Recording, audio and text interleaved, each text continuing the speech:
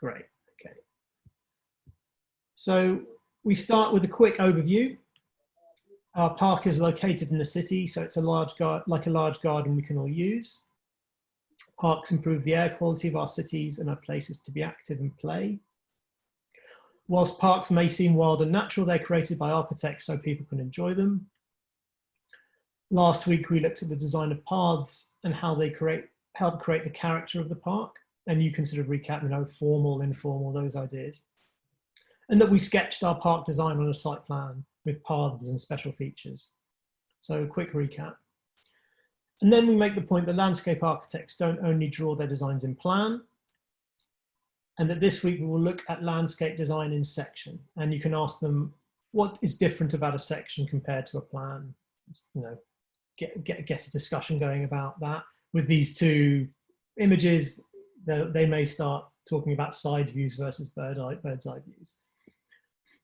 And then we'll run through some of the kind of qualities of a section and what they can show. So a park can be flat, or the ground level can go up and down, and sections can show this. Sections can show tall trees and deep lakes.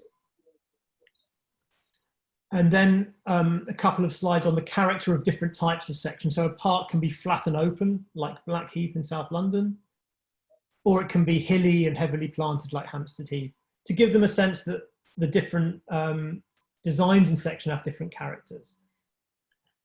So the ground levels help make the character of the park. It could be flat, expansive and open, or it could be undulating, enclosed and intimate.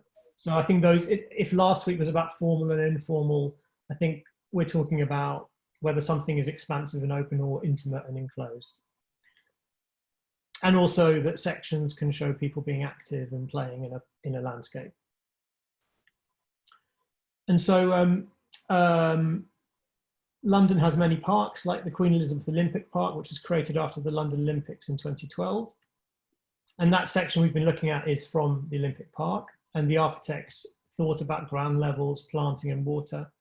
And this is a section through a canal in the Olympic Park. Now, one thing that I've not been explicit about in this is that we're looking at the section in like reasonably close detail where you can show people and things happening. I think all the examples we're going to give them are going to be fairly zoomed in. And so hopefully that will mean that they will be looking at things in quite sort of focused detail rather than trying to draw their whole park in section. And then there's a little video on the Olympic Park design. And the things that I won't play it now, but the things I would highlight from that video, that they made the River Lee, they constructed like a riverbanks. They changed the sort of landscape. They made it sort of hilly with this kind of canal river, and they kind of changed the ground levels in order to make the character of the park. Sorry to interrupt you. I think Tia is waiting for you to come in. Yeah. Sorry.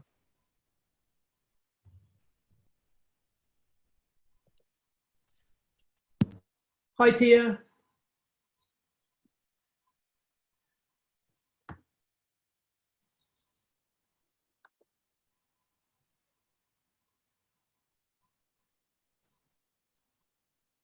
Just waiting for it to connect.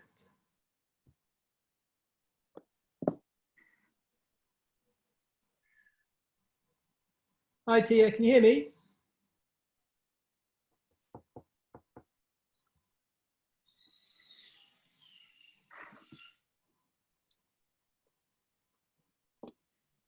Good morning. Hi, Tia, how you doing? Thanks. Is it all right if I quickly just zoom through for Tia again where we are? Yep, that's fine. Okay, just to summarize, the workshops this week are a bit of a transitional because it's Abby's last week, sadly. And so we're going to be fast tracking Sanyat to a workshop leader position. Mm-hmm. So today it's going to be yourself, Abby and Sanyat. Tomorrow it's going to be Sanyat and myself. And Wednesday it's going to be Abby, Sanyat and Emma. Okay. The material for today is going to be under your name in the reception. Mm-hmm. I will. I've just started going through the presentation. I think just for this, sorry, I'm going to just quickly run through with Tia. Sorry, guys, just to just get her up to speed on the presentation. So basically, today's about park design in section. Very quick recap of where we were last week about parks, and that last week we looked at path design and how they create the character of the park. That we worked on a site plan, but that landscape architects don't only draw in plan, they draw also in section. We ask them what the difference between a section and a plan is to get the discussion going. We then run through the qualities of sectional drawing, how they can show flat or undulating landscapes going up and down. So they show the ground level.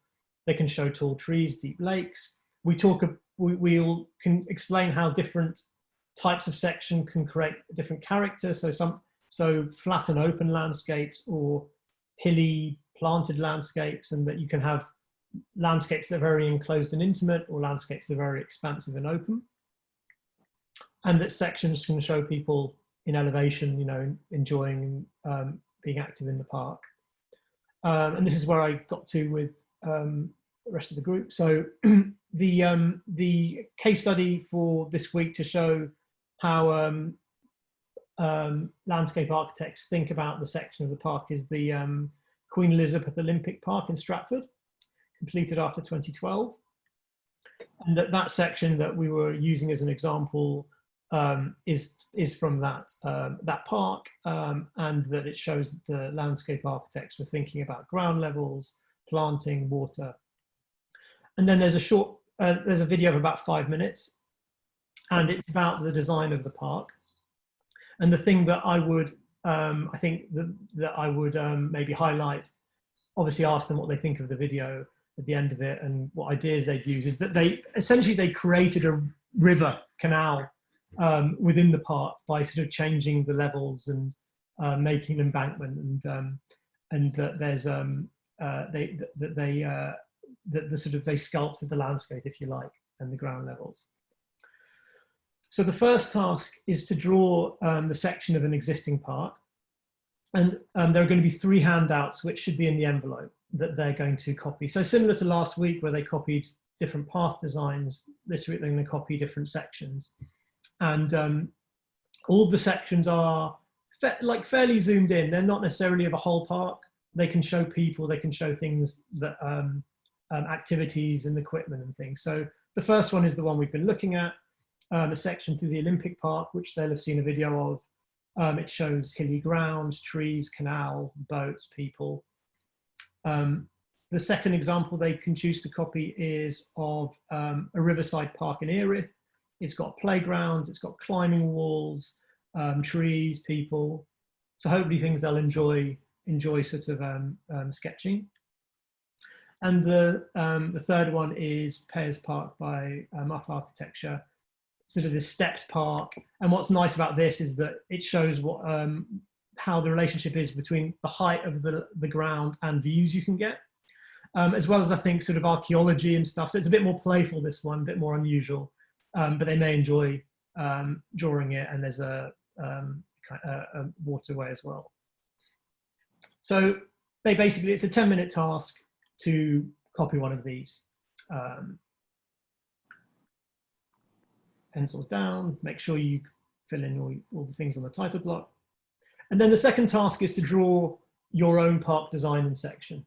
And so stress that this is a side view of your design. If last week was a bird's eye view, this is a side view.